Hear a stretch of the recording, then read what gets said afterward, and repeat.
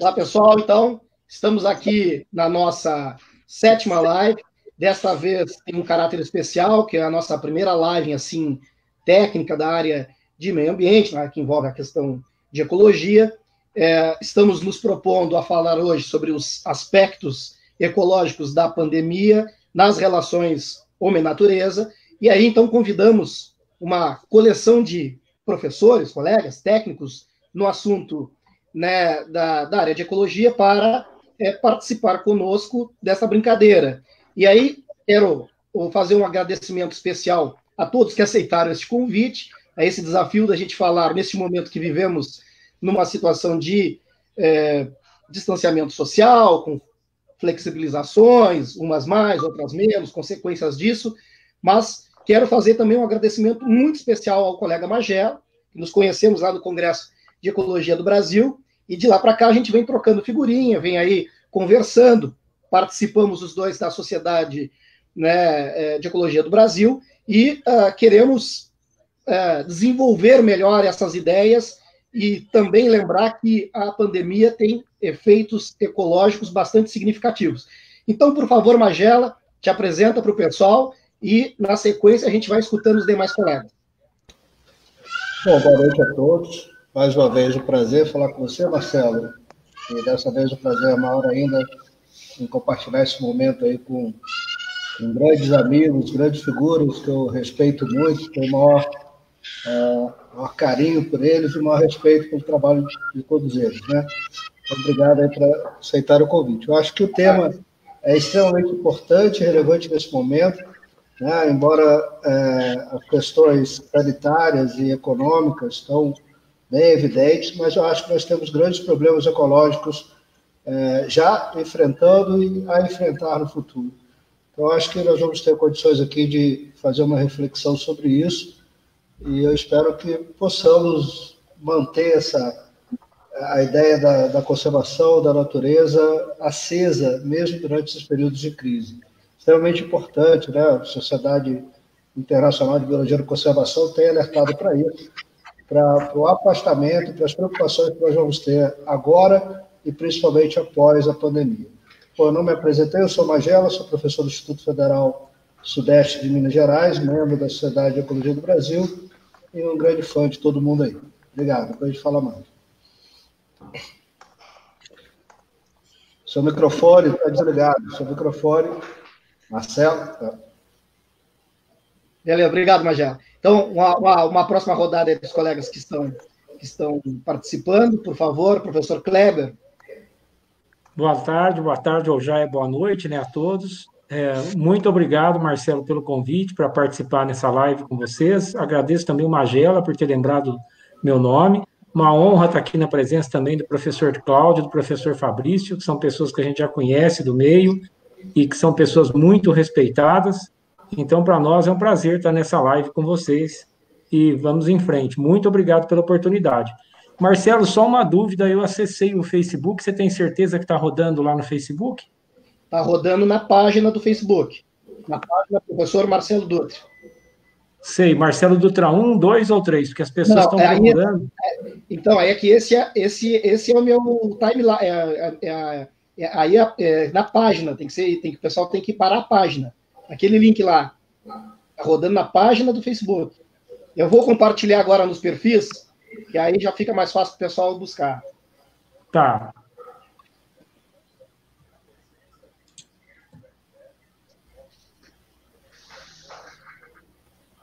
Mas pode ir falando, professor.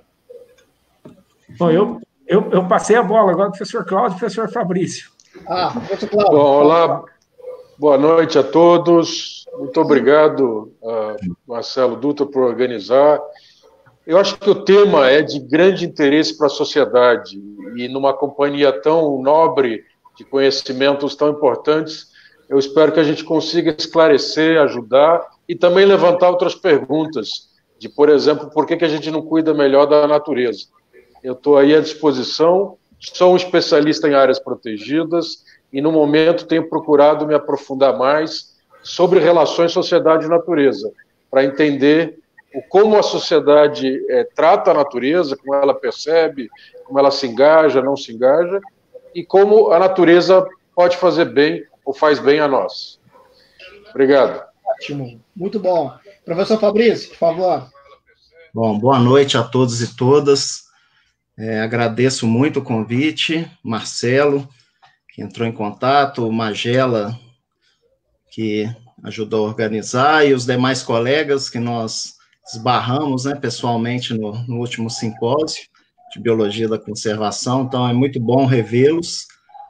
Eu acho super pertinente, inclusive, cerca de 2 semanas atrás, eu tinha participado de uma outra live relacionada a esse evento, e onde se fala muito dos efeitos positivos pontuais, né, o que tem sido vendido como...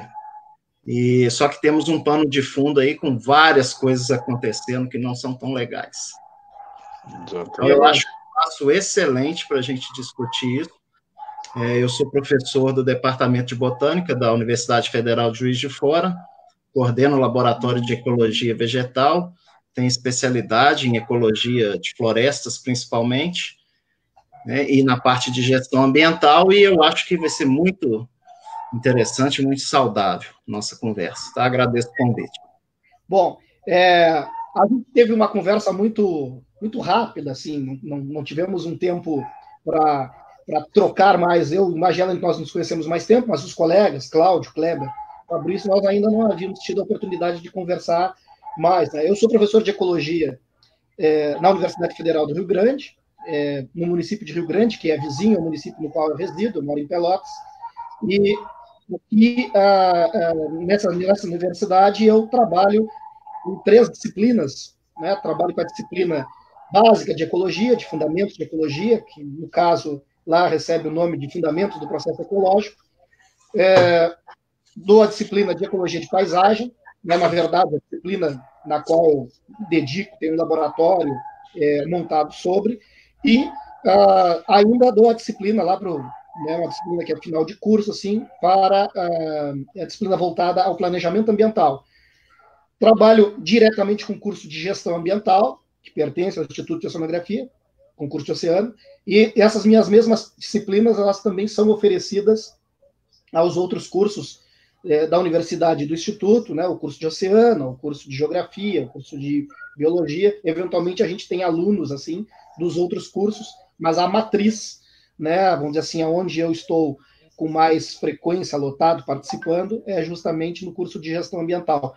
E aí salta aos olhos, né, os problemas todos que a gente vem percebendo, vislumbrando, assim, com relação da expansão, né, do coronavírus, e não só no Brasil, mas as consequências, né, que já vieram sendo promovidas desde lá da sua origem na China, né?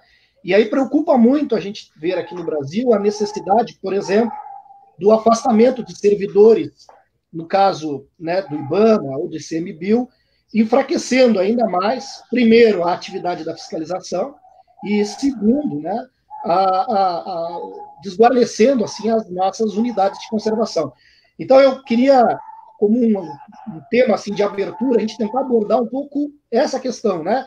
Como é que os colegas percebem, veem esses efeitos, esse primeiro, com relação à conservação, né? O efeito dessa enorme pandemia que tem consequências econômicas e na saúde, promove isolamento das pessoas, promove, assim, uma série de dificuldades, né, sociais, sobretudo, mas como é que os colegas enxergam essas questões, esses efeitos ecológicos, essas questões ambientais no aspecto conservação?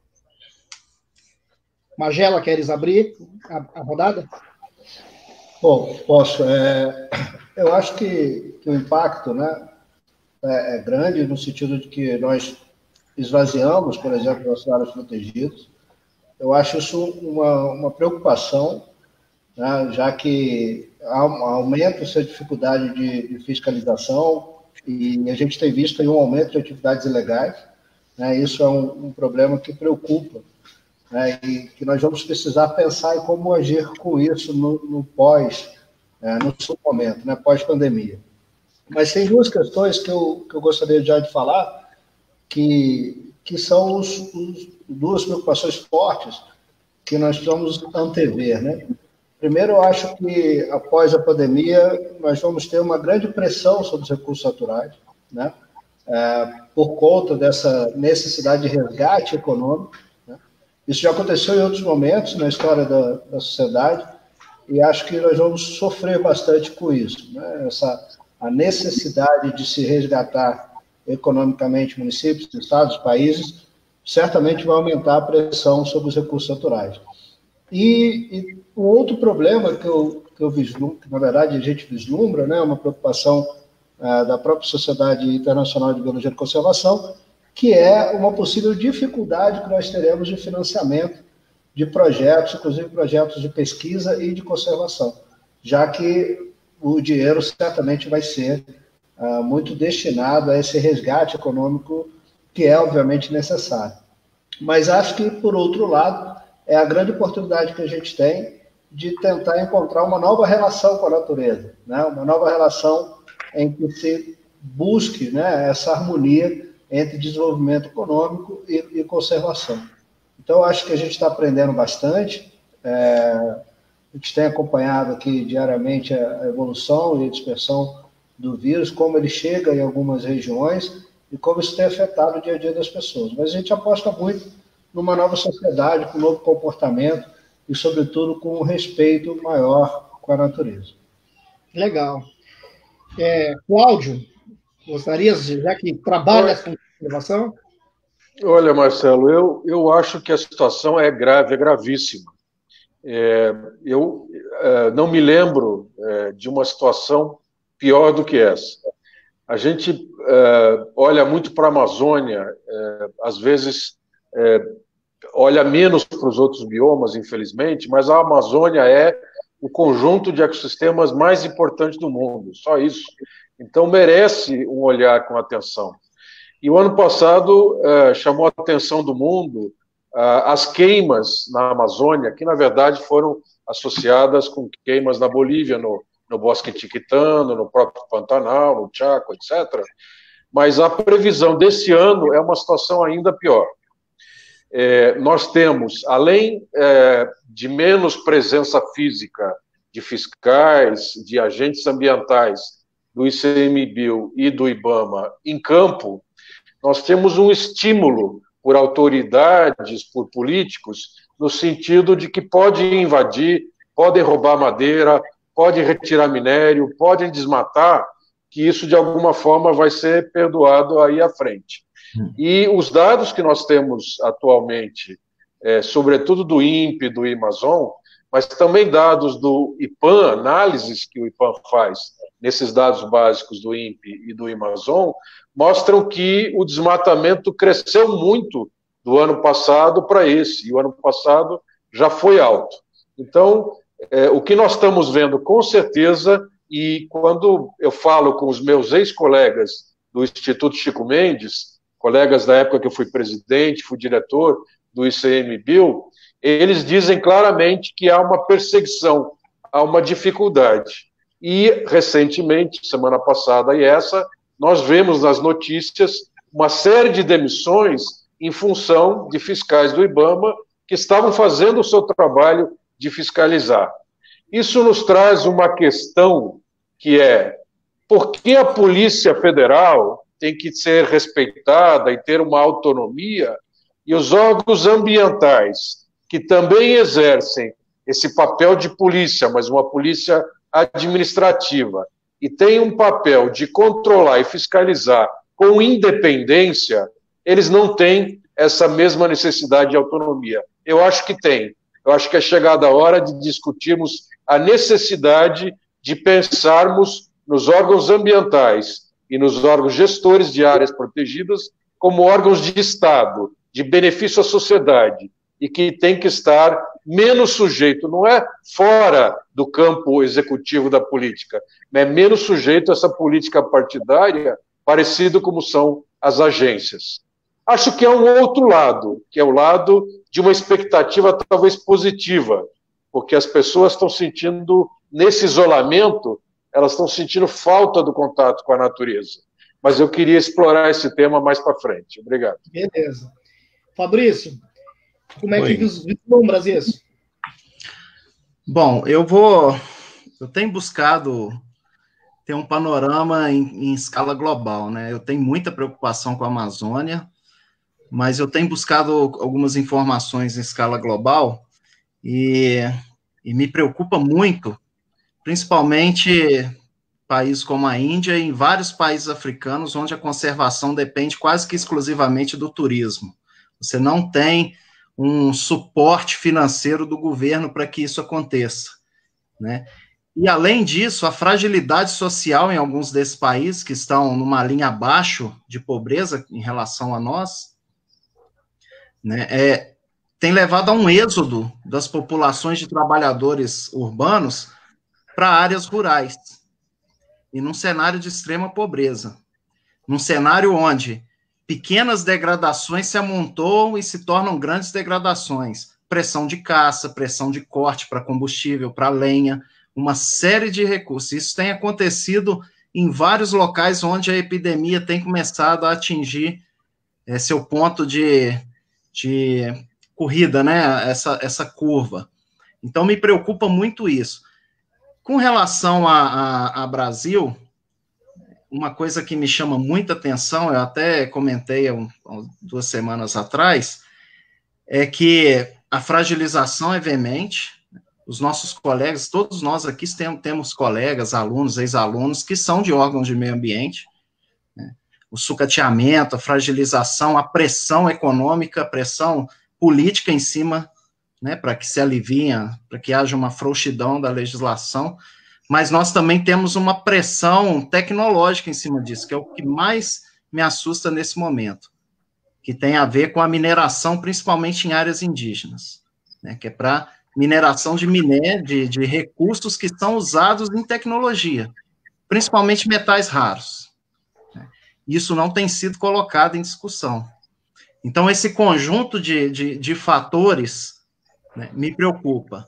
Eu acho que sim, temos lados positivos. Tenho conversado com alguns colegas, gestores de unidade de conservação, que têm falado, né, que realmente isso dá um certo alívio, principalmente para a fauna associada ao local, mas isso é muito pontual. Não houve nenhuma revolução de paradigma de conscientização mundial relacionada a meio ambiente. Isso é uma imposição sanitária, digamos assim, né? Me preocupa muito a aceleração de desenvolvimento econômico pós-pandemia, o que isso vai trazer de pressão com relação aos nossos recursos naturais. Muito bem. Professor Kleber. Eu quero fazer um pouco de coro ao que tem dito o professor Cláudio, o professor Fabrício, né? Eu, como vocês sabem, sou professor aqui na Federal de Uberlândia e há 30 anos estou por aqui, mas já fazem quase 40 anos que a gente trabalha com e nessa pandemia, nesse isolamento social que a gente está, e como é que a natureza está se comportando, como é que o homem está se pondo, né, em relação a essa natureza que temos aqui à nossa volta. Eu acho que nós paramos, nós estamos em casa, nós estamos isolados, a grande maioria de nós, no isolamento social, pelo menos quem tem um pouco de juízo, né? Porque já deu para a gente perceber claramente que não é uma gripezinha, não é um resfriadinho, as pessoas estão morrendo, os casos são subnotificados, nós vemos uma explosão de casos em São Paulo, porque São Paulo é quem faz teste, faz pouco teste, mas aonde está sendo feito o teste é em São Paulo. Aqui em Uberlândia, por exemplo, deve estar fazendo um miserê de testes, para a gente saber quem está contaminado e quem não está. E o que nós estamos percebendo é que essa pandemia está funcionando como uma grande cortina de fumaça para ataques ao meio ambiente no Brasil.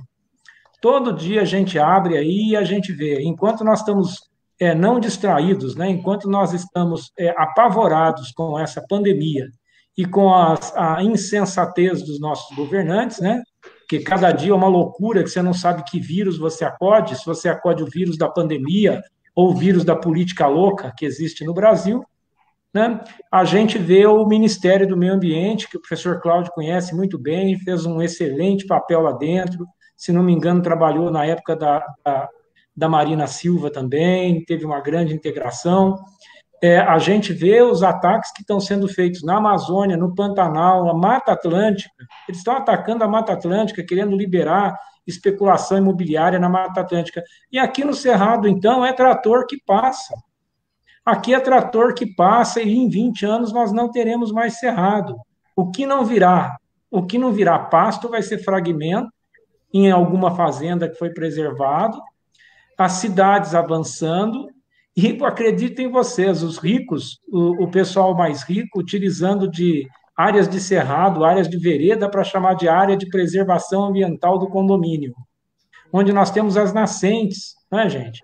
O cerrado não é importante apenas como uma vegetação. O cerrado é muito importante como água, e ninguém se dá conta disso. O grande manancial de veredas no Brasil, e veredas essas que nutrem os grandes rios nossos, como o Rio Grande, Rio São Francisco, Rio Paranaíba, Rio Paraná, nasce tudo aqui no Cerrado. Aqui no Triângulo Mineiro, onde nós temos o maior número de veredas no Brasil. Essa região aqui é o berço das veredas. Nasce aqui e corre para baixo, corre para cima, corre para o lado. E estão acabando com as veredas, porque acabando com as áreas de cerrado, acabando com as nascentes, as veredas vão embora. Então, nós vamos ter um problema seríssimo de água no futuro, de água doce na região sudeste, e em muito culpa nossa, do assoreamento de veredas. Então, eu acho que, relacionando com o nosso tema, que é a pandemia, né, a minha maior preocupação em relação ao meio ambiente a essa pandemia é o uso da pandemia com uma cortina de fumaça para se atacar as áreas indígenas, a Amazônia, Mata Atlântica, Pantanal. Ninguém está preocupado com as doideiras que o cara lá está fazendo, com as liberações que estão sendo feitas, né? Então, eles têm essa cortina de fumaça, e a hora que a gente pensa em olhar para o meio ambiente, aparece alguma outra loucura na internet, na imprensa, que a gente é obrigado a dirigir os olhos para aquela loucura, para aquela doideira que o governo está fazendo, né? Olha, fantástico, Kleber. Aliás, eu queria até perguntar para o Cláudio, né, que até levantou a importância da gente ter que se aproximar mais, se apropriar mais da questão da conservação, onde a gente já consegue evidenciar, Cláudio, na tua percepção, que a pandemia já está sendo utilizada como cortina de fumaça para um ataque, né, seja as estratégias de conservação, seja para reduzir significativamente a fiscalização, para a invasão de áreas de cobertura florestal, invasão de terras indígenas, onde isso já se evidencia, assim, que a gente pode bater um martelo e dizer, olha, já está acontecendo, a pandemia já está sendo utilizada, como bem disse o professor Kleber. Olha, eu acho que, infelizmente, tem coisas acontecendo, provavelmente, na Mata Atlântica, com essas últimas movimentações aí do antiministro do meio ambiente, ou do ministro da destruição do meio ambiente. Mas os dados mais consistentes que a gente tem, eles são concentrados no Pará. No Pará, nós temos uma situação de combinação de grilagem de terras, de roubo de madeira, com atividades de mineração ilegal, principalmente garimpos de ouro, no caso do Pará. E isso afeta, por exemplo, a situação ali daquela região, grosso modo chamada, no entorno da BR-163, da Cuiabá-Santarém, onde você tem, por exemplo, a área da APA e da Floresta Nacional de Jamanchim, que tem grilagens antigas que ainda continuam e se ampliam, e a gente enfrentou várias discussões isso quando eu estive no governo, mas muitas vezes não é só uma grilagem associada à terra, e sim associada a uma espécie de lavagem do dinheiro do garimpo ilegal. Essas atividades de roubo de madeira e de invasão e desmatamento também têm ocorrido ali na mesma região, mas na área chamada Terra do Meio, entrando em terras indígenas. Ali tem umas áreas de terras indígenas que, infelizmente, são pouco respeitadas, apesar de as terras indígenas serem normalmente mais respeitadas do que muitas unidades de conservação. Uma outra região que também a gente podia chamar o nosso círculo de fogo da Amazônia é a região do sul do Amazonas. O Amazonas ficou livre dessa área de criminalidade durante um bom tempo, até uns 5 anos, 10 anos para cá. E aquela região ali de Humaitá, por exemplo, de Boca do Acre, que é o sudoeste do estado do Amazonas, ela é hoje uma grande concentração de atividades criminosas. É importante a gente deixar isso muito claro, ou seja, historicamente o Brasil tem esse mito dos recursos da terra inesgotável. Então a gente faz uma corrida, primeiro para o oeste de São Paulo, para o Vale do Paraíba, oeste de São Paulo, oeste do Paraná, e aí a gente sobe para Mato Grosso, Rondônia, etc., numa coisa de um século e meio, numa perspectiva, é claro que você tem outras vindo do Nordeste, Rio Grande do Sul e tal. Então, aparentemente, a gente tem uma justificativa dessa ocupação. Só que o mundo mudou e o conceito nosso mudou. E hoje nós percebemos que essa atividade de avançar sobre as florestas, os ecossistemas aquáticos, que a gente não fala muito, e outros ecossistemas, eles fazem mal à saúde, fazem mal à economia, e isso é fundamental. Então, hoje, nós não podemos mais aplicar conceitos de 1500, 1600, 1700, tem que ser conceitos do século XXI, e nesses conceitos tem que estar a produtividade e a conservação da natureza a serviço da economia e a serviço da saúde e do bem-estar humano. Então, essas áreas que eu mencionei, e tem mais algumas outras que a gente poderia falar, são áreas de concentração de criminalidade. É trabalho escravo, junto com garimpo ilegal, junto com roubo de madeira ilegal, junto com grilagem de terra, que é o principal motor do desmatamento, que também é ilegal. E aí vem uma série de atividades de conflitos armados, assassinatos, etc., maus tratos humanos e, obviamente, caça ilegal, etc.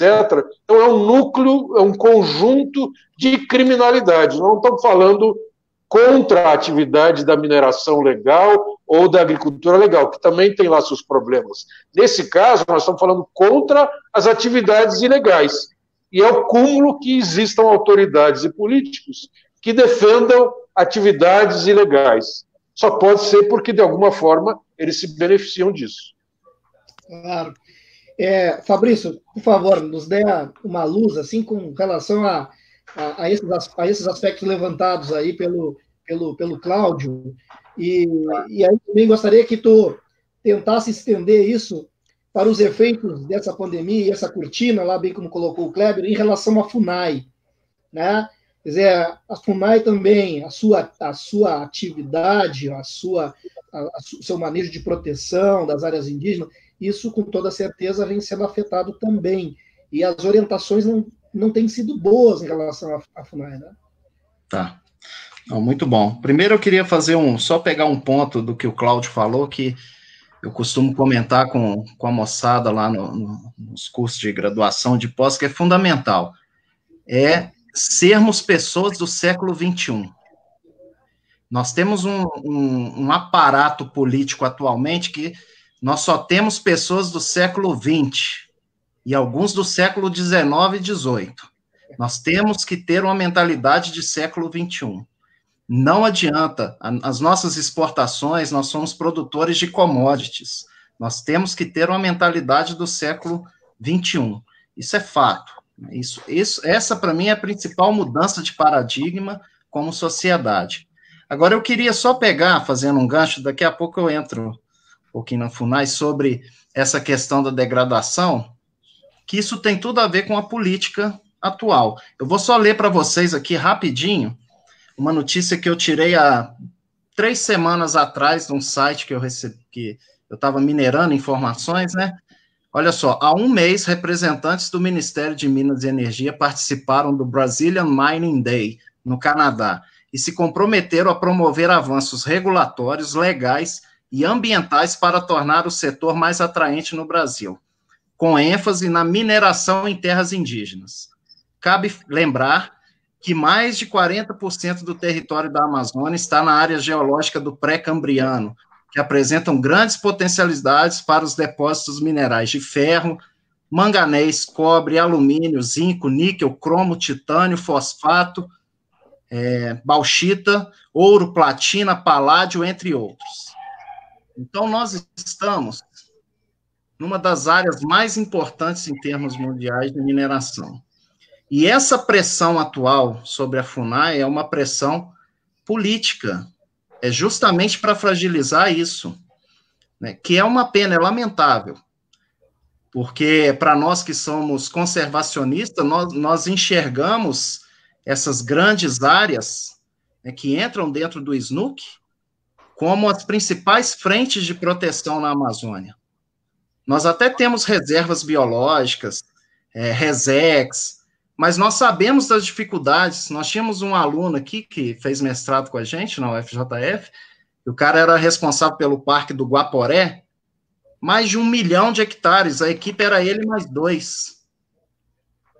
Então, são áreas essas áreas indígenas são extremamente necessárias para que tenhamos essas frentes de conservação na Amazônia. Isso está sendo colocado em xeque, primeiro, grilagem, isso é fato, eu considero isso como uma garantia para o grileiro pós-pandemia, como se fosse uma caixa, uma poupança de terra que o cara faz pós-pandemia, porque a economia vai ter que voltar a pleno vapor. Nós vimos isso em 2008, como os tratados internacionais ambientais foram quebrados, né, ou foram jogados para segundo plano depois da crise da bolha econômica americana. Especificamente quanto à FUNAI, olha que interessante. Justamente essa semana, onde se discute isso, eu, por conselhos de familiares, dei uma desligada de ficar absorvendo informação. Eu estava pirando. Eu acho que a maioria de nós, né? Eu já pirei. Então eu dei uma desligada. Eu acompanhei muito pouco os desdobramentos de 2, 3 dias para cá. Mas tenho observado que parece que as coisas estão engatilhadas, né, para que a FUNAI possa conceder concessão de terras. Eu não sei como está nesse momento, mas isso é notícia de 2, 3 dias. Né? Então, e nós estamos falando essa do Brazilian Mining Day, isso foi no dia 4, na semana do dia 4 de março. Então, essas coisas, elas são sobrepostas. Nós temos, assim, uma vista muito econômica sobre a Amazônia e ninguém comenta a questão dos rios voadores, das secas, tudo aquilo, né, que nós sempre batemos na tecla.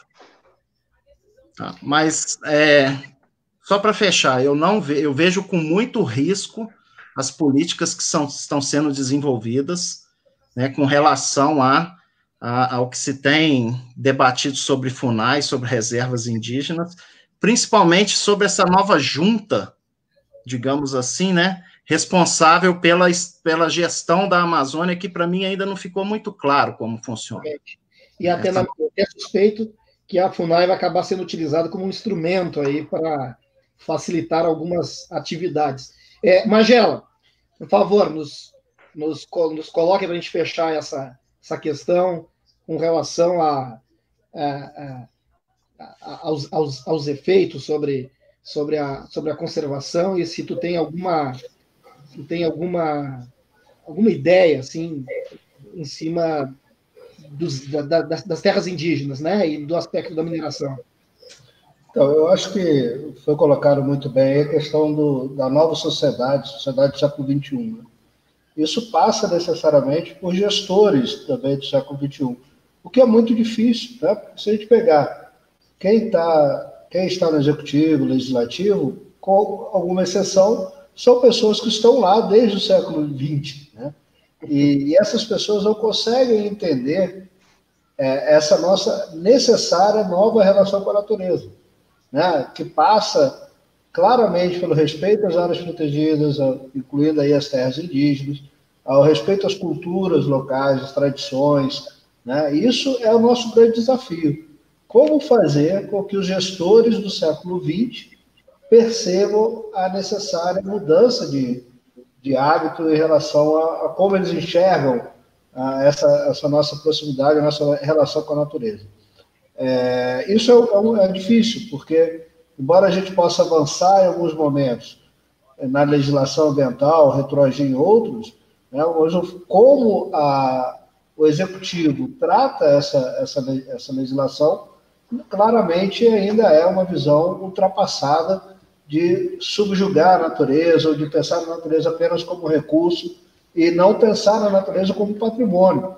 Eu acho que essa é a grande mudança que a gente precisa buscar, né? Claro, ninguém aqui ignora a necessidade dos recursos naturais para o nosso cotidiano, mas a gente tem que estabelecer também uma visão de patrimônio em cima desse recurso, né? Esses recursos são patrimônios que poucos países têm hoje, né? No volume que nós temos, né? E nós precisamos tratar esse patrimônio de uma outra forma. E aí, como eu já disse anteriormente, isso é extremamente urgente no planejamento de como nós vamos sair desse momento, de como nós vamos retomar a economia.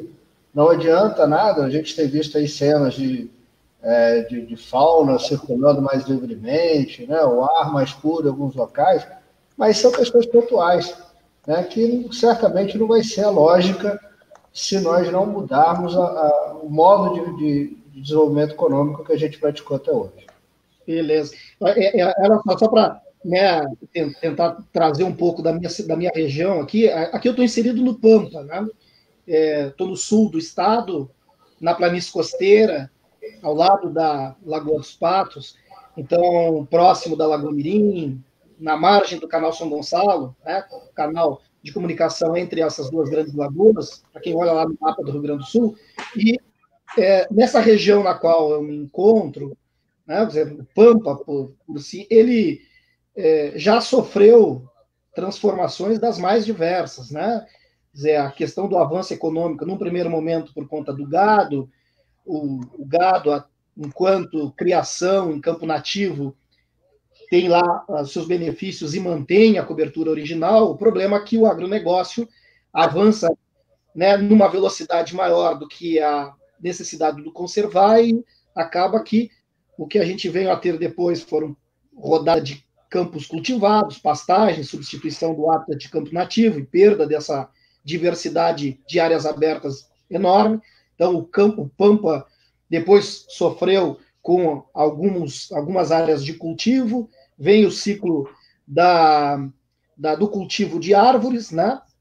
E, na sequência, que é hoje o que mais compromete a diversidade do Pampa, dessas áreas abertas de campo, é a soja, né? Então, soja é um pepino no país inteiro, mas aqui, particularmente, a soja tem transformado as áreas campestres, convertendo novas e novas áreas. Aliás, áreas que até então eram normalmente só áreas de criação em campo nativo, porque o proprietário também tinha lá numa área mais plana, mais baixa de várzea, ou próxima dela, alguma área de arroz, e é um carro-chefe aqui, né, as áreas de arroz, tanto que a planície costeira toda nossa, né, que pertence ao Pampa, ela já, mais de 70% dela já foi convertida em algum tipo de uso, e boa parte desses usos são usos de arroz, e o Pampa como um todo já perdeu mais de 50%. Essa era a nossa realidade até então. E agora a gente vê que algumas áreas, né, quando a gente fica acompanhando por imagens, né, eu estou agora na expectativa de, passado este momento, né, nós estamos vivendo uma seca, também está dificultando, até isso vai dar uma quebra na questão da soja, mas eu suspeito que algumas coisas que existiam vão deixar de existir logo aí, em função deste efeito a vir a ser sentido pós-pandemia, para restabelecer a economia, para reutilizar ou utilizar com mais intensidade os recursos, enfim. Então, essa é a grande expectativa. E aqui a gente vê também uma coisa que tem me surpreendido muito, o quanto os servidores da fiscalização estão acuados, e particularmente os servidores da fiscalização federal. Eu estou tentando compor, ou estava pelo menos tentando compor, uma live com o pessoal do IBAMA, do ICMBio, e ninguém, apesar de querer falar, mas ninguém está muito disposto a falar. O pessoal está se sentindo extremamente acuado. É uma coisa assim impressionante, o receio por conta da possibilidade de retaliação. Quer dizer, tamanho medo que se instalou, né? O medo de acontecer alguma coisa, o medo de vir algum tipo de desligamento, algum tipo de afastamento, algum tipo de, enfim, de represária, é muito grande. Então, também está muito difícil de ouvir das pessoas que estão realmente envolvidas com a questão ali no dia a dia da conservação, seja na unidade de conservação, seja na fiscalização direta, né? Está difícil porque as pessoas estão, de alguma forma, proibidas de falar. E se falar, realmente pode acontecer, como a gente tem visto aqui e ali acontecendo alguma coisa. Então, até eu queria perguntar se vocês também têm sentido isso, se vocês têm visto isso, se vocês conhecem pessoas que também estão passando por isso. Porque no nosso caso aqui, do nosso ambiente, a gente vê que, tendo uma situação muito local do meu município, volta e meia eu escuto alguém, ou alguém me escreve ou me liga, dizendo, olha, estão lá desmatando uma área assim, assado. E a gente até procura ajuda, procura informar, e, infelizmente, as coisas não caminham mais no mesmo ritmo. Né? E se não fosse até a presença do Ministério Público, e sobretudo do Ministério Público Federal, que está, pelo menos aqui, eu percebo que eles têm forçado bastante, né, que a fiscalização se mantenha, que os crimes sejam de fato denunciados, mas fora isso, eu percebo uma pressão muito grande em cima dos servidores. Então, aí não sei, Cláudio, Kleber, vocês querem, Fabrício? Quem quer conversar? Vou falar um pouquinho, Marcelo. Vou falar um pouquinho, depois eu passo lá para o Cláudio. Sim. Primeiro, vou dar um abraço para a mãe do Fabrício, que está assistindo a gente aí. Né? Ela já colocou que está assistindo. Um abraço para a mãe do Fabrício. Minha mãe também já colocou ali que está assistindo. Ó, o pessoal em casa participando aí com a gente. Né? Muito bom. Muitos meninos aqui do lado ó, fazendo comentários, e comentários muito interessantes, né? Então, Marcelo, a primeira coisa é que o Pampa não é vegetação, o Pampa e Cerrado não precisa ser preservado. Nem na Constituição de 88 nós estamos lá, né? Um absurdo uma coisa dessa. Questionar o que é o Pampa. O pessoal olha e fala... vazio. É um matinho ali, põe fogo nesse matinho, não é? Vai por aí a coisa. E realmente, o que você falou, a gente tem visto, sim. Planta árvore, né? Planta árvore lá no... Não, quanta gente vem aqui no Cerrado, cara, me pega uma área de cerrado aberto, de vereda, e fala, olha, aquilo ali é uma sucessão ecológica. Eu tenho vontade até de morrer quando vejo o cara falando isso. Eu falo, meu Deus, né? Eu falo assim, nossa, deve ser bolsonarista o cara, para soltar uma dessa, deve ser muito tapadão. Mas vamos lá. Então, o negócio é o seguinte, Marcelo, a gente vê sim, né? Você veja, o caso do Zé Martins da Silva Júnior foi emblemático, né? Lá de Fernão de Noronha. O Zé Martins, por querer restringir a quantidade de turismo, ou como é que seria o turismo lá, eles queriam mandar ele para o interior do Nordeste, né? Um cara que está lá trabalhando há quase 40 anos com golfinhos naquela região. É um absurdo. Mas eu queria tocar num outro ponto, que é o ponto que o Fabrício chamou bastante atenção, que você está coberto de razão, viu, Fabrício? Nós mudamos de era, e isso é uma coisa que nós temos que estar atento. O Bolsonaro ganhou essa eleição porque ele percebeu que a gente mudou de era, e ele foi instruído para fazer isso, né? Ele percebeu que nós saímos da era industrial e nós estamos na era tecnológica.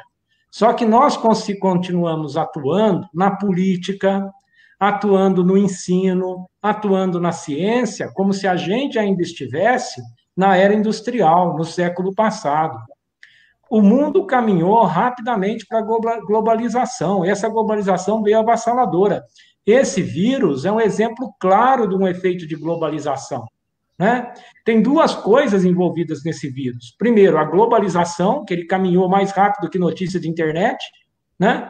Num instantinho, ele saltou da China para a nossa cozinha, ele veio parar em Manaus, fazendo o estrago que está fazendo lá, fazendo o estrago que está fazendo no Ceará, fazendo o estrago imenso lá no Maranhão agora, já começou também. Blumenau, pessoal catarinense que resolveu abrir shopping aí, ó, vão dançar, Uberlândia aqui, querendo abrir shopping essa semana que entra aí, abrir comércio, vai dançar, porque nós já estamos com 86% da UTI da cidade tomada, né? Ninguém está falando isso na grande imprensa, como é que a coisa está chegando no interior. Ela veio pela globalização, olha aí. Veio devagarinho, veio com o turista, com o professor que viajou e foi num congresso lá fora, com a equipe do Bolsonaro que foi lá nos Estados Unidos e todo mundo pegou, menos ele é um abençoado por Deus.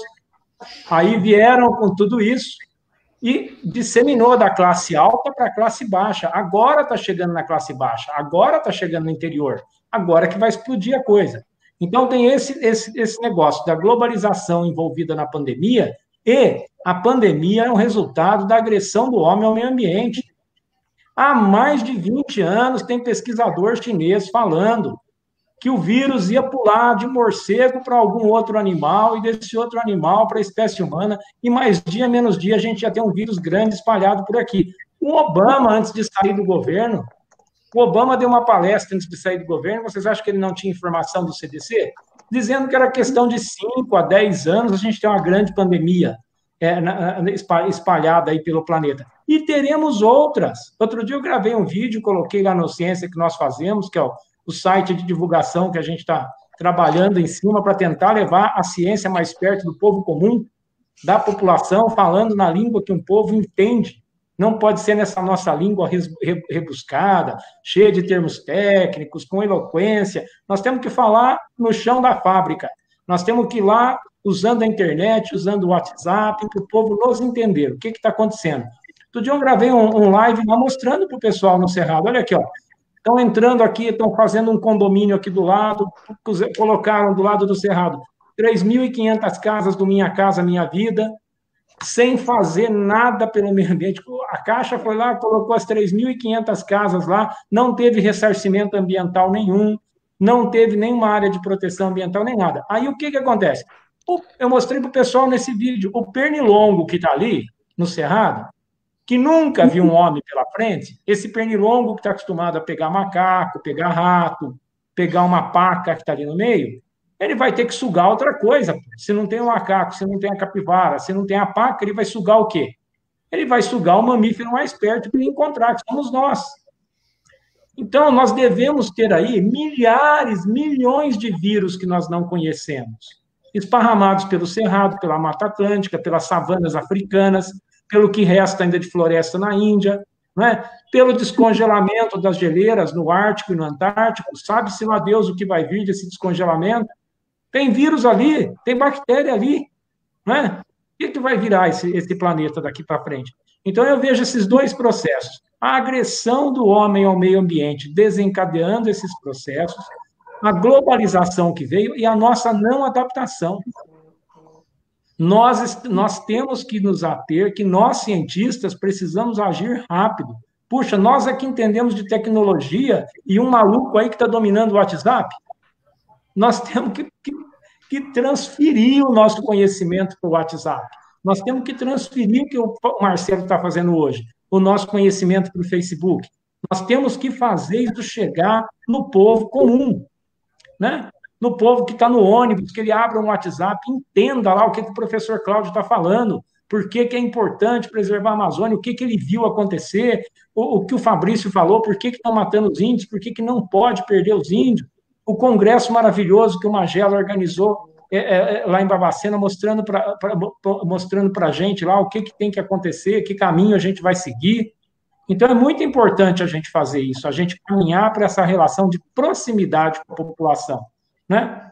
Nós temos aqui uma diretoria de extensão na nossa universidade, que o professor Helder comanda ela, está fazendo um papel brilhante na nossa diretoria de extensão, está trazendo cultura, está trazendo a universidade para a periferia. Pint of Science em restaurante chique.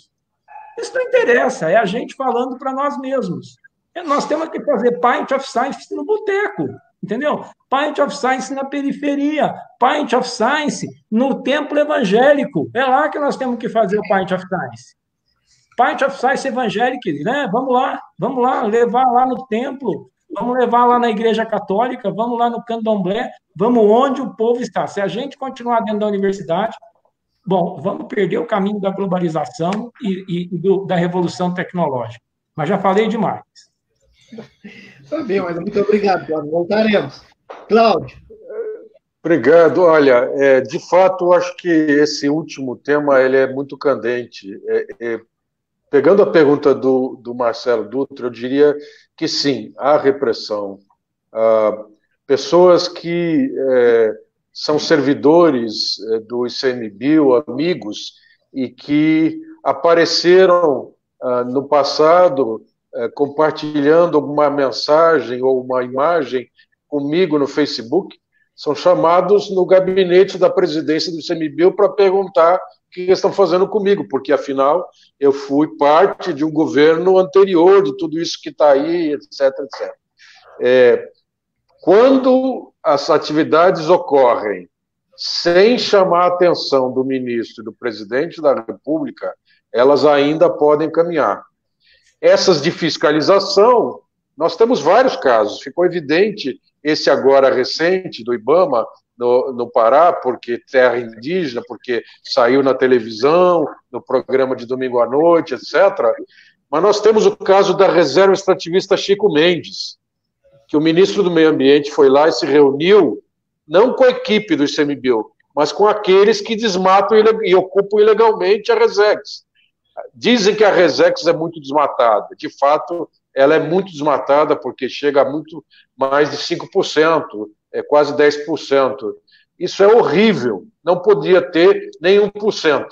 Só que esse desmatamento é concentrado numa área de invasão. Não é? Existem algumas pessoas da comunidade que, de fato, acabam se rendendo para a atividade da pecuária, que é quando é o caso da estrada ali, que vai para Chapuri, para Brasilândia, etc., chama a atenção, então eles acabam cedendo e vão além do que é permitido pelos próprios acordos da comunidade. Mas vai a autoridade nacional e faz o quê? Faz uma reunião com os ocupantes ilegais, os desmatadores, e repreende aquele funcionário do ICMBio que está fiscalizando. Isso, bom, foi citado aqui, Fernando de Noronha, a gente podia dar uma lista de casos. Agora, eu queria pegar esse último ponto que o Kleber mencionou para tentar dar um lado positivo antes da gente encerrar. Primeiro ponto, a natureza faz bem à saúde. A gente tem alguns estudos sistemáticos acontecendo com várias universidades, vários de vocês são especialistas nisso, o Kleber já postou coisas assim nos nossos comentários aqui no Facebook do Marcelo, etc. Mas eu acompanho, por exemplo, algumas pesquisas da Fiocruz, que mostram que sim, pode ter muitos patogênicos na natureza, mas quando a biodiversidade está relativamente mantida, não existem essas explosões que nós estamos vendo agora. Eu desenvolvo essa discussão entre as relações sociedade e natureza e a gente percebe, eu fiz uma revisão bibliográfica de centenas de artigos científicos, a maioria deles da área da saúde, mostrando que a presença do verde, às vezes só a imagem do verde, e sobretudo de áreas protegidas, próximas de cidades, ou no acesso das pessoas no fim de semana, que isso melhora a saúde do coletivo e das pessoas. A gente tem divulgado, desde o tempo que eu fui presidente do Instituto Chico Mendes, e quando fui diretor, a gente desenvolveu uma discussão com a Fiocruz, com o Instituto Alana, com o Instituto Brasileiro de Ecopsicologia, sobre o banho de floresta no Brasil. Banho de floresta é uma atividade que tem 30, 40, 50 anos no Japão e que tem acompanhamento clínico. Aí você tem algumas discussões sobre por que faz bem, não faz, se é só em termos de doenças associadas ao estresse, ou também aumenta a imunidade por outro lado, mas existem artigos científicos, revisões bibliográficas publicadas em revistas com peer review de várias bibliografias, mostrando que o banho de floresta faz bem à saúde. O quanto faz, até onde vai, que tipo de doença, pode ser discutível. Agora, banho de floresta não é simplesmente dizer, vem aqui, fica no meio da floresta. Tem um acompanhamento clínico associado, tem umas condições de estar com os sentidos abertos, os poros abertos para essa natureza. Mas também tem uma série de artigos demonstrando que subir uma montanha, fazer uma caminhada, mergulhar no recife de coral, são atividades que fazem bem a gente, seja porque elas nos trazem lembranças biológicas do tempo que a gente vivia mais na natureza, seja porque a gente simplesmente escapa desse meio estressante que é a nossa atividade cotidiana, ou até seja porque estar no ar livre se associa com melhor atividade física, alimentação, etc, etc. Mas, por exemplo, existem pesquisas demonstrando que a floresta nas cidades, como é o caso da Floresta da Tijuca, do Parque Nacional da Tijuca, filtra os poluentes do ar. Também temos isso relacionado aos recursos hídricos e assim por diante. Então, a natureza faz bem à saúde. O segundo ponto é, as áreas protegidas são a melhor forma de conservar a natureza. O terceiro ponto é que as áreas protegidas também são a melhor forma da sociedade ter acesso à natureza. Então, o que nós temos que fazer? Temos que trazer essa natureza, essas áreas protegidas para a sociedade. Temos que aumentar a nossa comunicação, melhorar esse contato e abrir mais a possibilidade de visitação, de interação, de meditação. Eu sou do tempo, alguns de vocês talvez, mas eu acho que sou mais velho do que a maioria, onde aparentemente só podia fazer visita numa área protegida se você fosse seguir aquela trilha que vai aprender o nome das plantas, que a planta isso, aquilo, e chega lá no final, aí você esqueceu aquela que você aprendeu no começo. As pessoas vão para as áreas protegidas porque elas querem sentir liberdade, elas querem sentir prazer, elas têm relações místicas. A questão das religiões, das fés e a natureza, nós temos que resgatar os valores que as pessoas têm e, a partir deles, fazer essa conexão entre sociedade e natureza para o bem, inclusive, da saúde das pessoas. Então, eu espero que a gente possa ter, depois da pandemia, uma corrida, entre aspas, para se conectar com o verde. E que nós, pesquisadores e profissionais da conservação e das áreas protegidas, saibamos aproveitar essa oportunidade. E que também nós possamos influenciar o aspecto da reconstrução, que foi mencionado pelo Magela no início, que seja uma reconstrução para uma economia verde, uma economia que evite as mudanças climáticas, que conserve a natureza, que faz bem às pessoas e à própria economia. Muito bem. Antes de passar para o Fabrício, só queria comentar, tem um esforço antigo aqui, que é a criação de uma unidade de conservação, que é dentro do polígono urbano da cidade, que é a unidade de conservação do Pontal da Barra, fica no Laranjal, na margem da lagoa, costeando o Canal São Gonçalo. Ela abriga áreas úmidas, uma parcela de floresta, de mata, palustre, também envolve dunas, umas áreas de campo seco e úmido, enfim, tem uma diversidade de ambientes, aliás, uma paisagem bastante diversificada. Tem uma espécie que até foi encontrada por um colega lá da biologia, uma espécie nova de lagarta, conhecida como cobra de vidro, tem peixes anuais e uma população isolada, endêmica, enfim, ela está fortemente pressionada pela expansão urbana do Balneário do Laranjal, né, que avança em direção a ela, e a única estratégia que a gente enxerga de protegê-la é tornar aquele espaço uma unidade de conservação. O esforço tem sido grande, a gente, com a ajuda de colegas até da Secretaria aqui de Qualidade Ambiental do município, né, os técnicos, mais colegas da Secretaria Estadual do Meio Ambiente, pessoas da Universidade da Universidade Federal, né, que reuniu, foi uma iniciativa até do reitor, em parceria com a prefeita.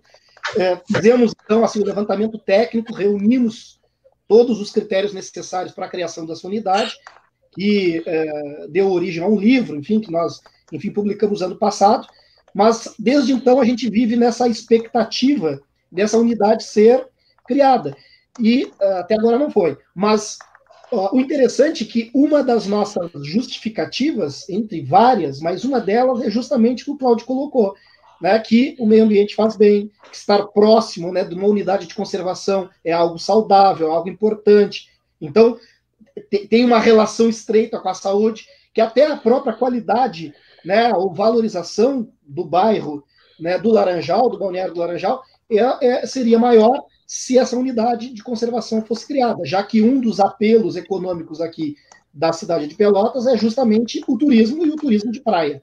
Então, tem tudo a ver com a necessidade de mantermos a conservação, de mantermos esse espaço íntegro, mas, por outro lado, a gente também perde com a baixa velocidade do acontecimento, né, das decisões que são sempre políticas, e, por outro lado, a velocidade da expansão urbana, que é, infelizmente, sempre muito maior, né, que nos vence também no cansaço.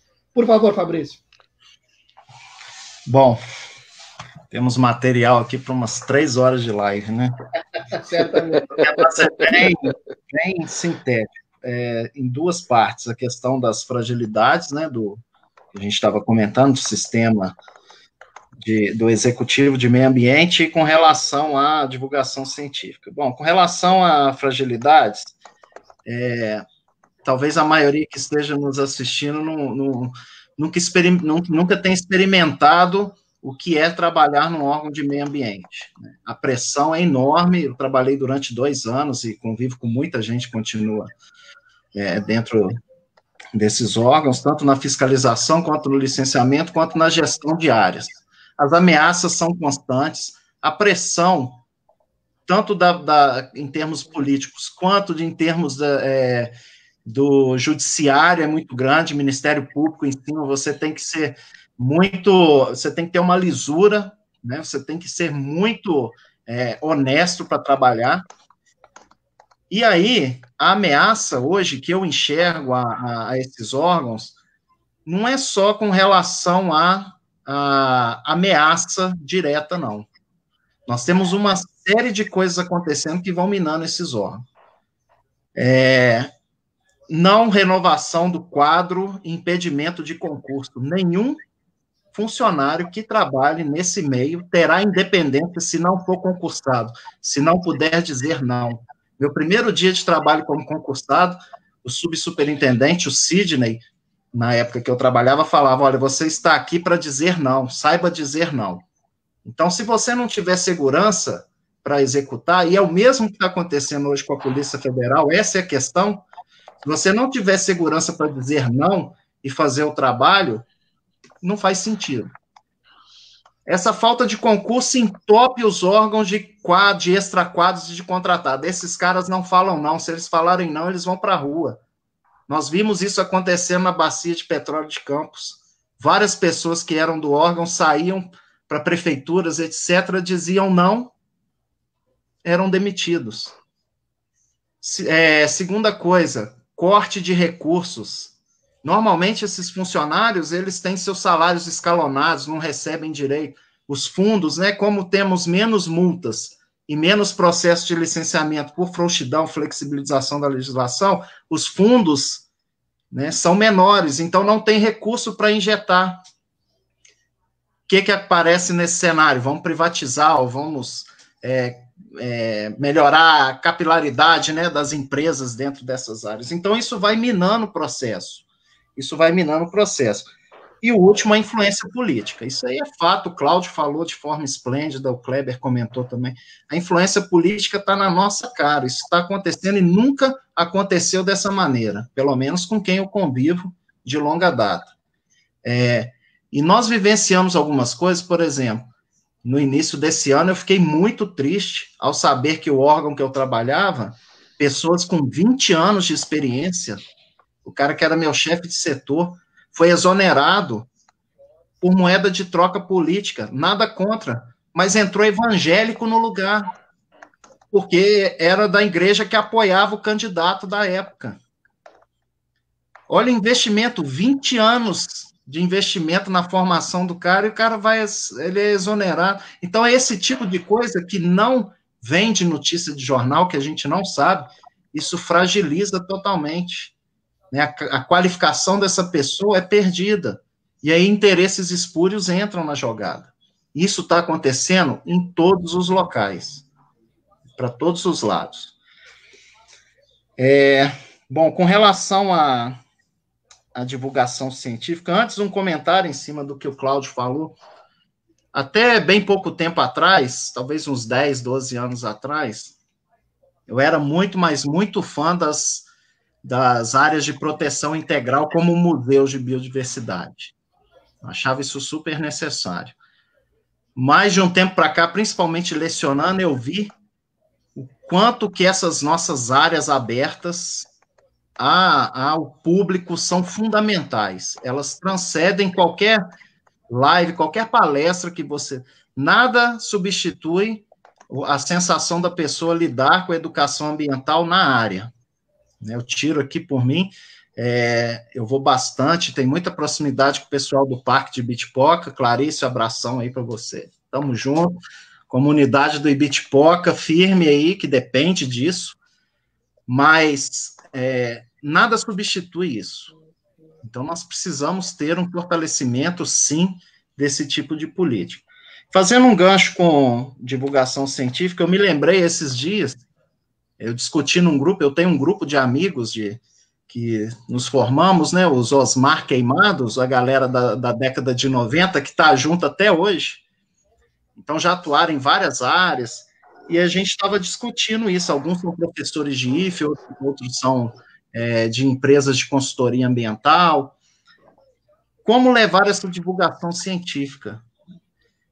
E foi um discurso acalorado, e tem a ver com o que o Kleber falou, porque se nós não pensarmos em estratégias de investimento para levar isso à população, basta lembrar que nossa Política Nacional de Meio Ambiente e Educação Ambiental é de 1999, nunca saiu do papel.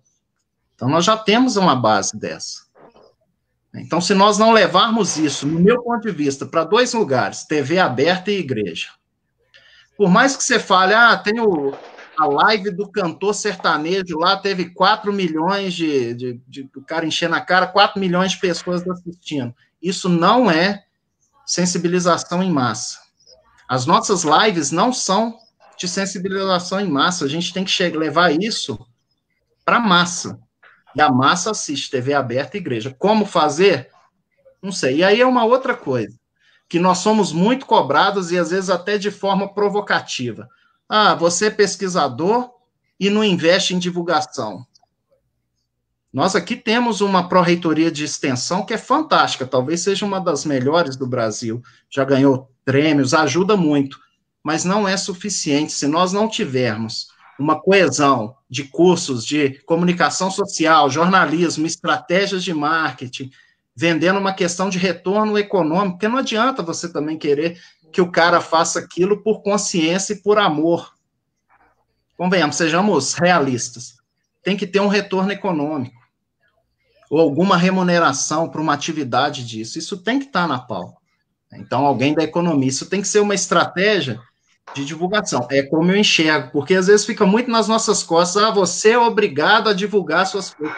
Gente, nós não somos, eu acho que nenhum de nós aqui é treinado a fundo para isso, com expertise, até porque a gente lida com pesquisa, administração, uma série de coisas ao mesmo tempo, mas temos que ter pessoas nesse grupo, principalmente da comunicação social e do jornalismo, dando esse amparo. Tá? E, finalmente, só para lembrar, na verdade, é uma provocação, por isso que eu falei, né? Da questão de outras lives ou de continuidade, mas, voltando um ponto aqui, dentro desses canais de divulgação, esses dias eu assisti um que eu acompanho, que eu gosto muito, que é o Meteoro Brasil, e falou sobre, não sei se vocês conhecem, até tem esse livro aqui, ó, que eu indico para todo mundo, que fala sobre teorias conspiracionistas, né, o pano de fundo por trás disso, e aí eles dão um review numa linguagem popular das principais epidemias que aconteceram. E comentaram uma coisa que eu desconhecia, não tive tempo de procurar, não sei se vocês já ouviram falar, que é o paradigma de Estocolmo, que são os saltos de epidemias que vêm por aí com derretimento de geleiras e tudo mais associados a mudanças climáticas, principalmente lá da floresta boreal, né, dos solos turfosos, me fugiu o nome agora, e de geleiras continentais. Eles até já acharam vírus enormes, né, acharam... Tundras.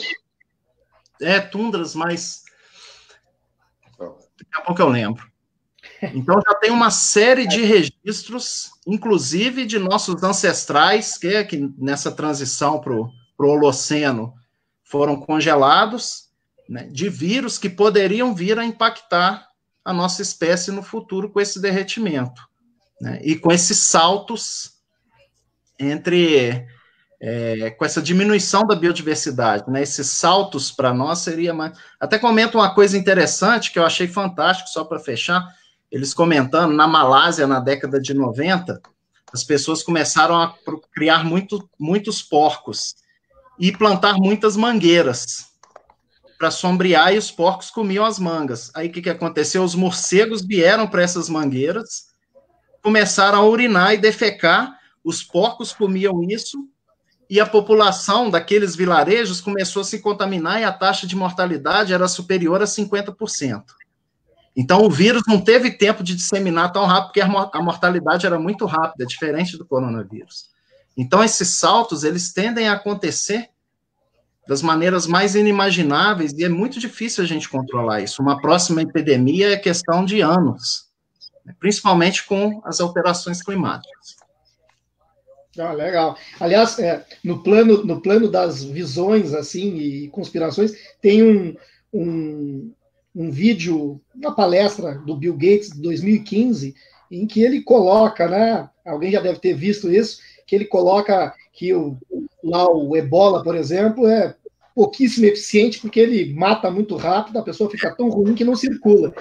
Mas já, né, um próximo vírus, se viesse no formato de um novo coronavírus, que é o que impressionou na palestra dele, esse seria muito mais letal e conseguiria superar o mundo em termos de morte, né? Então é um troço interessante, vale a pena assistir. Agora, antes de passar para o Magela, quero incluir também na pergunta, para te colocar juntos, a questão da pressão sobre os servidores, mas é possível que agora a gente está se aproximando aí do momento eleitoral.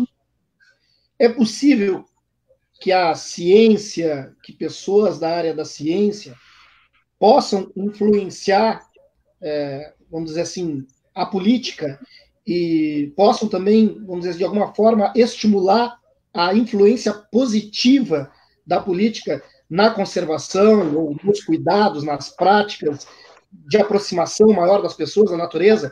Eu digo isso porque o que a gente mais tem visto é a influência negativa da política. Mas será que é possível a gente construir uma influência positiva da política?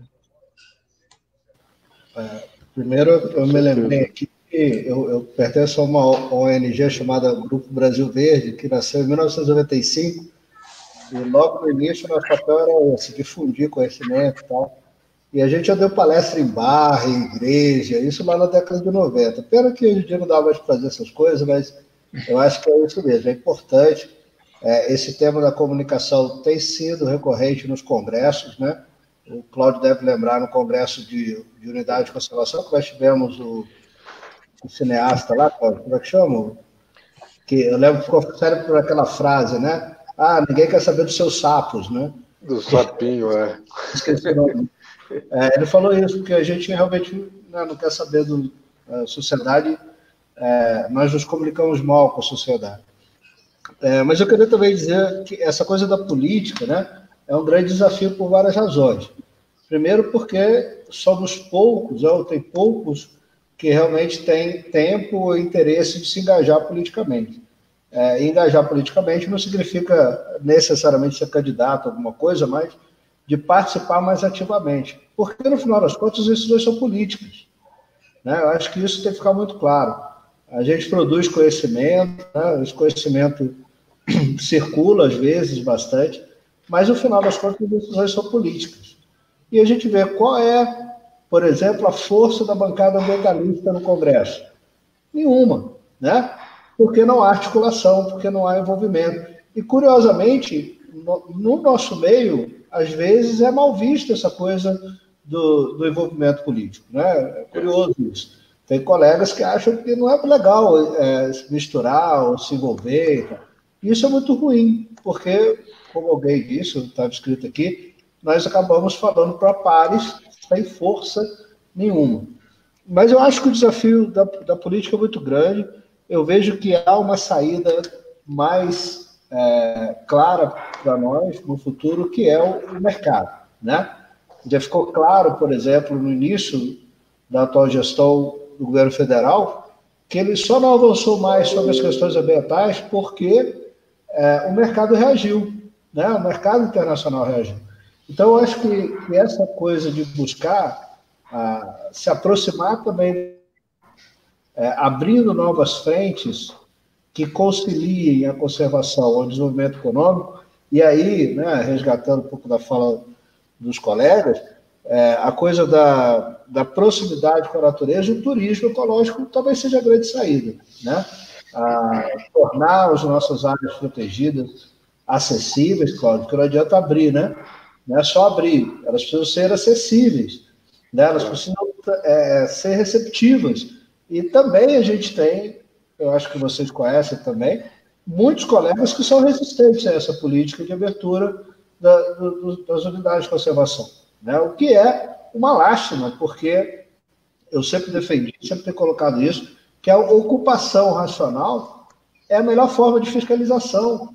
Nós nunca vamos ter pernas para fiscalizar ou para depender do órgão governamental que faça a fiscalização das nossas áreas, principalmente as mais remotas e as maiores.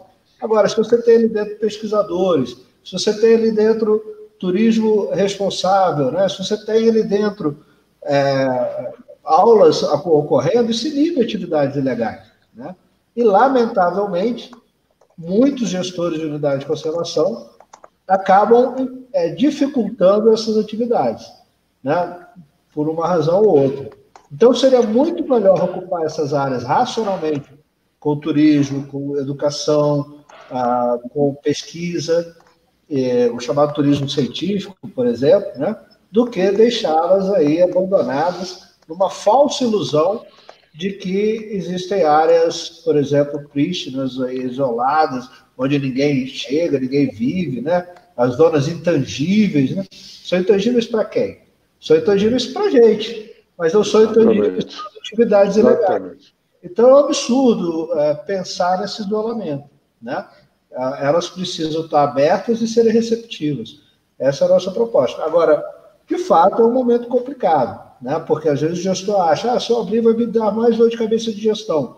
Mas talvez não. Talvez com uma boa parceria, com um bom envolvimento, ele vai conseguir aliados e não dor de cabeça a mais para o seu trabalho. Eu acho que o turismo é a grande possibilidade de aliar a nossa... de resgatar a economia aliando qualidade de vida e desenvolvimento, principalmente para as populações locais e principalmente para os povos tradicionais, que estão tão isolados e que pagam um preço muito alto pela conservação, né? Todo mundo está muito interessado em conservar. A conservação ela é socializada, mas os custos, os benefícios da conservação são socializados, mas os custos não são. Então a gente tem que reverter essa lógica. E reverter essa lógica passa necessariamente pelo respeito à natureza, mas também aos povos tradicionais. Legal. Bom, pessoal, nós batemos aí o tempo que normalmente a gente conversa, que é 60 minutos, já passamos um pouco. Então eu queria só uma fala assim final, se os colegas quiserem agregar essa questão de se é possível a gente influenciar o território político para estimular a conservação, eu gostaria de ouvi-los também. E aí já ficamos com uma fala final. Então, vamos começar pelo professor Kleber, por favor. Eu acho que é possível, sim, Marcelo. Nós temos, como disse o Magela aí, que criar um pouco mais de coragem de entrar nesse ambiente político, nos aproximar dos políticos, que não são todos eles que são ruins, né? Ou seja, nós temos que encontrar uma casta boa de políticos, olhar esses políticos novos que estão surgindo. Outro dia eu vi aquela moça lá, a moça nova lá, aquela Tabata Amaral, que surgiu na política agora, bateram nela tanto, coitada da menina. Uns batem de um lado, outros batem do outro, outros elogiam. Quer dizer, eu fiquei analisando como sapo de fora, né? Vendo a lagoa e todos os sapinhos cantando em volta, tentando entender o que estava acontecendo. Fiz uma análise assim da postura dela dentro do partido lá, que ela está no PDT. A minha impressão, a impressão que passou para mim foi que nós ainda estamos no século passado, como disse o Fabrício, ou seja, nós queremos que o político seja 8 ou 80. E não é assim mais, não é assim. Nós temos que saber negociar, nós temos que saber ser mais flexíveis, perder de um lado para ganhar de outro. O Cláudio, que é o mais experiente de nós nessa área, aí vai falar isso claramente. Você dá com uma mão e pega com a outra para proteger o meio ambiente. Nós temos que aprender a negociar, ser um pouco mais flexíveis, senão não vai restar nada, né? Nós precisamos trabalhar para fazer restar alguma coisa. Então, nós temos que nos aproximar desses políticos para trabalhar nesse sentido, com mais abertura, com mais flexibilidade. Agradeço muito a participação, foi uma primeira ou segunda live assim, que eu participei, achei muito legal, muito interessante. Depois, Marcelo, você manda aí para a gente um passo a passo de como é que faz a coisa aí, sim, né? Isso tranquilo. Pode ser interessante para a gente divulgar. Aliás, estou pensando a gente multiplicar isso, quem sabe fazer um seminário de formato, porque nós estamos nesse momento praticamente numa mesa redonda, né? Então, quem sabe a gente cria.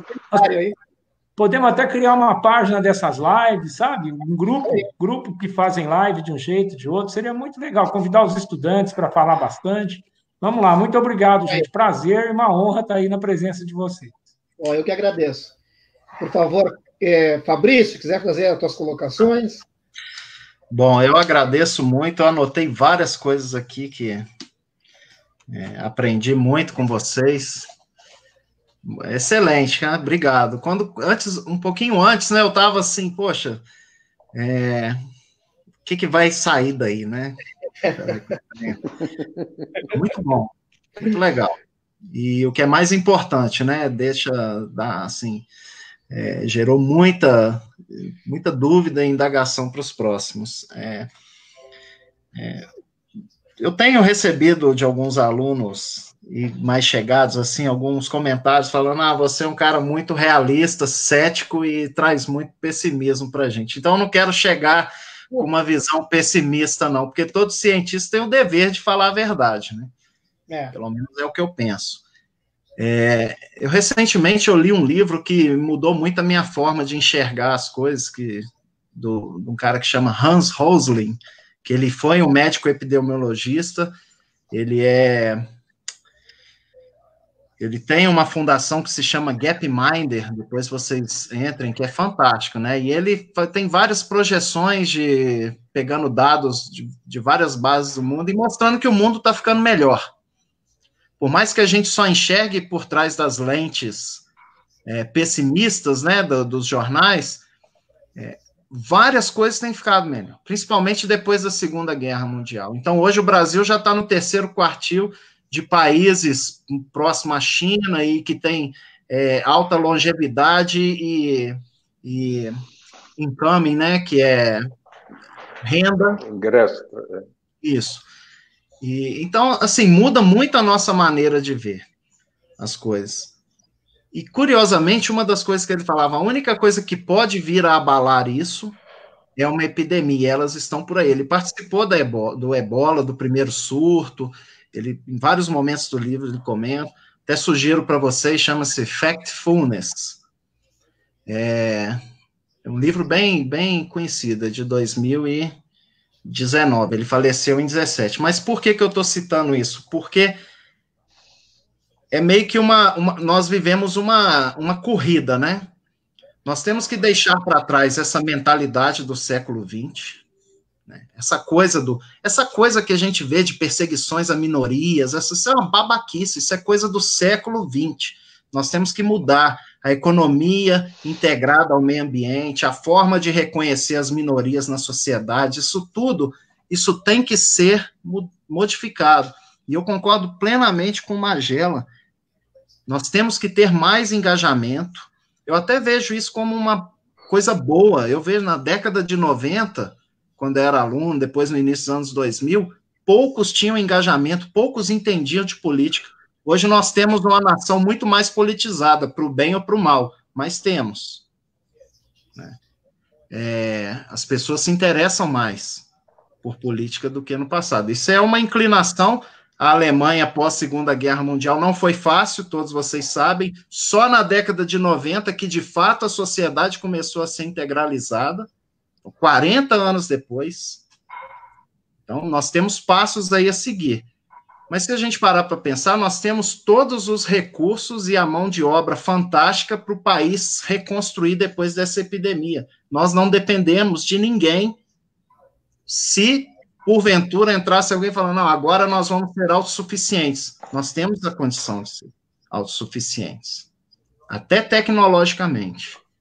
Então, nós temos que ter essa perspectiva em mente. Só vamos mudar quando tivermos pessoas realmente engajadas em fazer uma política socialista de verdade. E não é o socialismo no clichê, a socialista e comunista, as pessoas confundem as coisas. Não, socialismo para viver numa sociedade integrada. Como fazer isso? Autoanalisando e tudo mais, mas eu acho que os caminhos são colocando mais cientistas na política, mais professores na política, mais gente que faz a coisa girar racionalmente na política.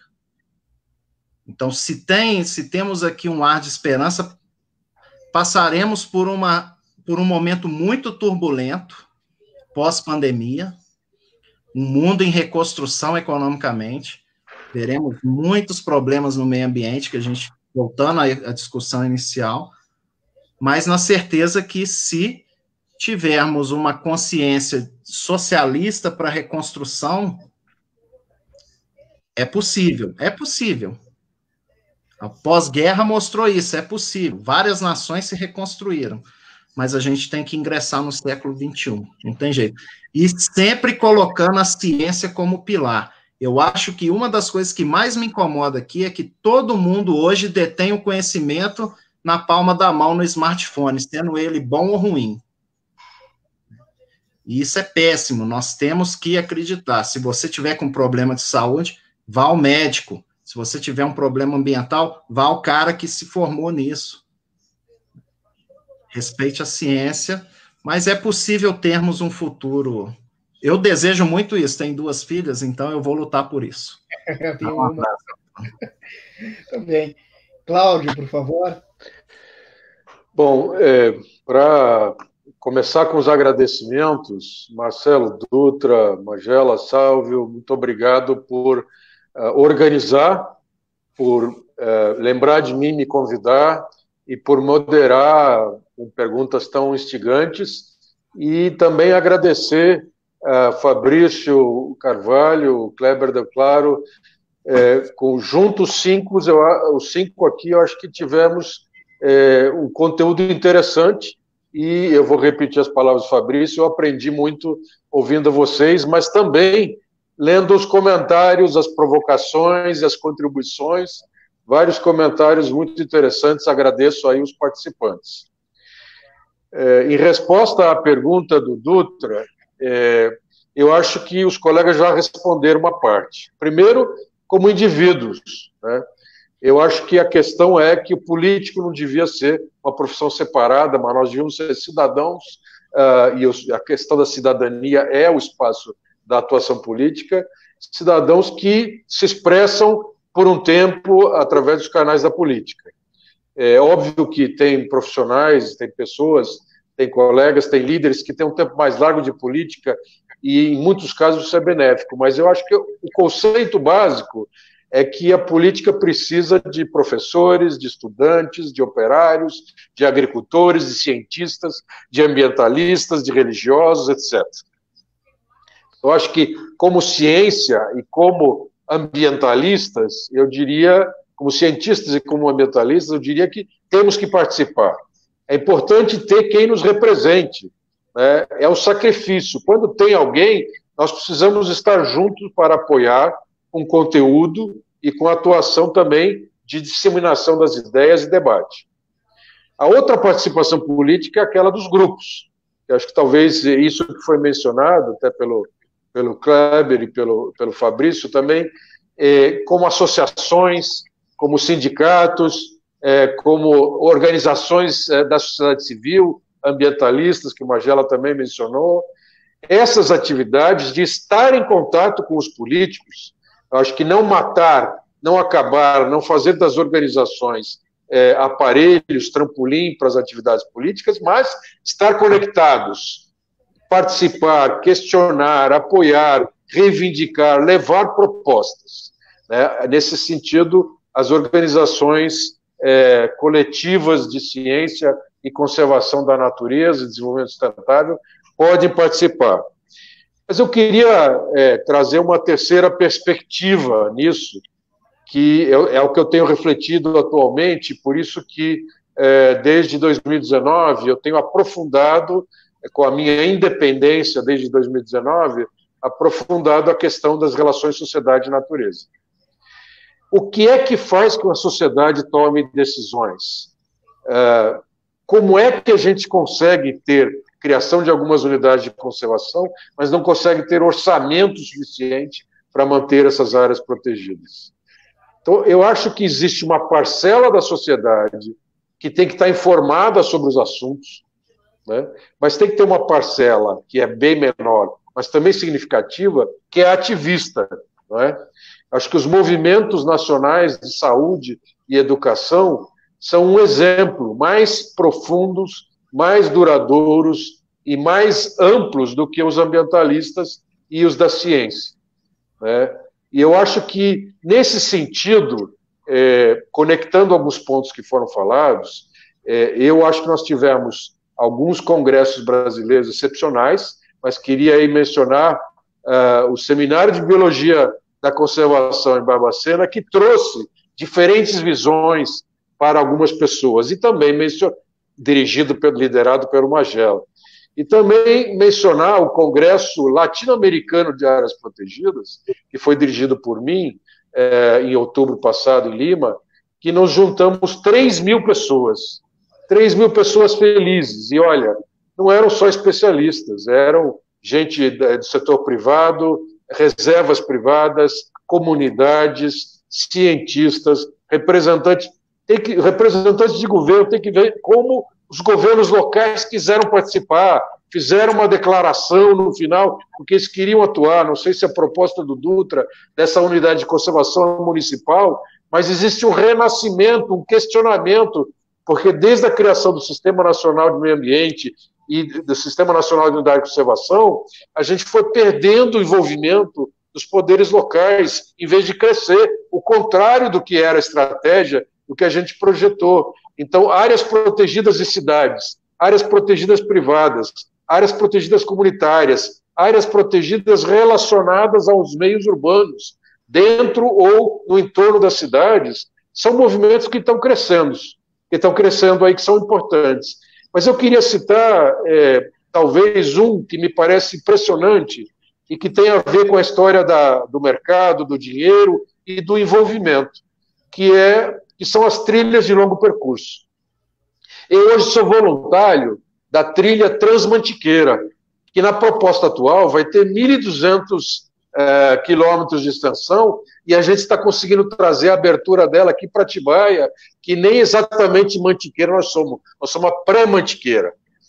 Mas se a gente for ver em Goiás, Caminhos de Goiás, Cora-Coralina, no Paraná, também aí tentando religar com os Andes, e assim, vários locais estão surgindo iniciativas, a Transcarioca, que foi uma iniciativa pioneira. Eu me lembro quando presidente do ICMBio, cheguei na Flona de Brasília e tinha lá os grupos de bike. A Flona de Brasília, para quem não conhece, Floresta Nacional de Brasília, ela tem muitas áreas degradadas. Então, tem uma atividade de bike que não é tão prejudicial, não é uma área tão preservada, é uma área mais de lazer e de restauração.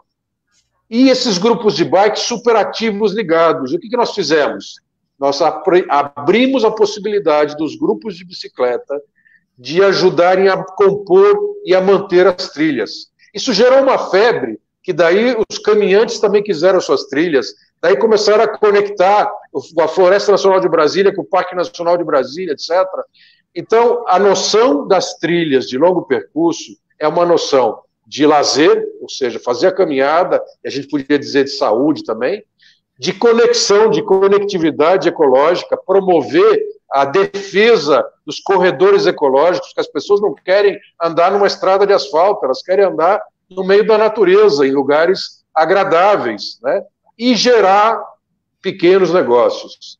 negócios de pousada, negócios de alimentação, negócios de guiagem das trilhas, etc. Há uma febre atualmente no país sobre essas trilhas. O Fabrício também mencionou a questão das religiões.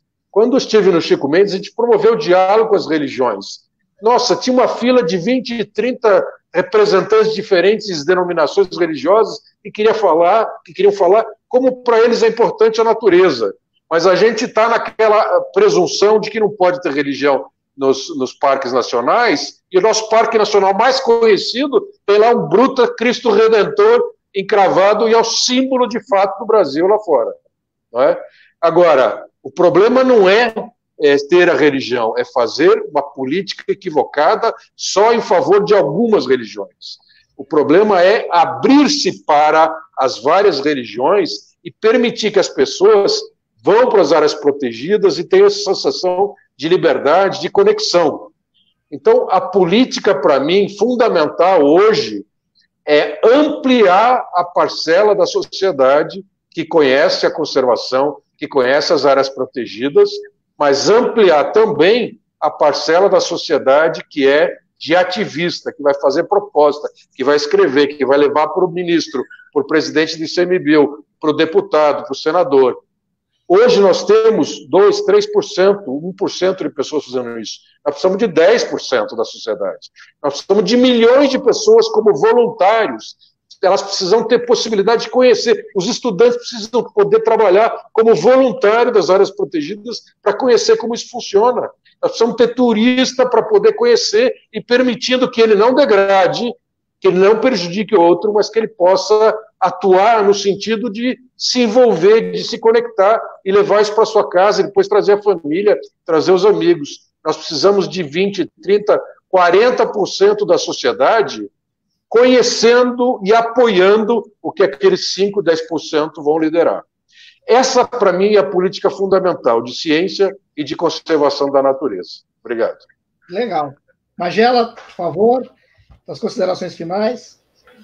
Bom, quero voltar dizendo que é uma honra para mim sempre que eu posso ouvir, conversar com Cláudio, Fabrício, Kleber, com você, Marcelo, agradecer a segunda live que eu participo com você, né?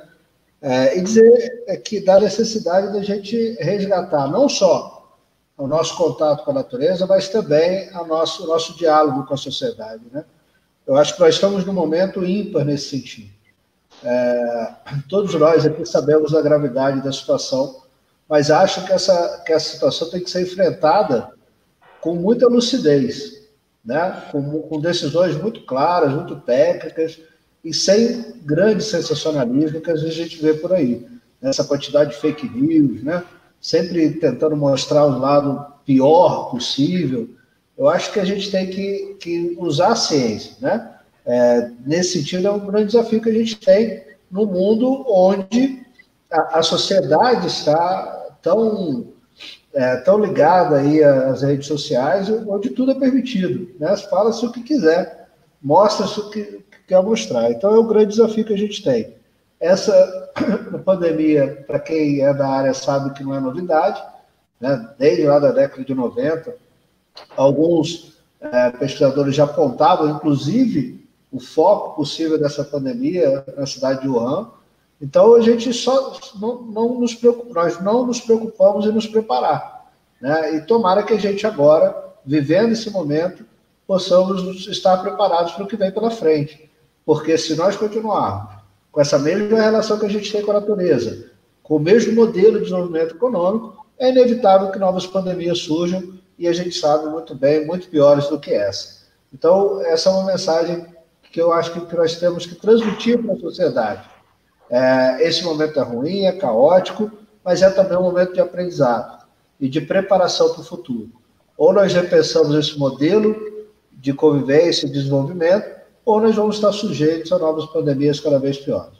Muito obrigado, aí foi um prazer, espero reencontrá-los em breve para mais conversas.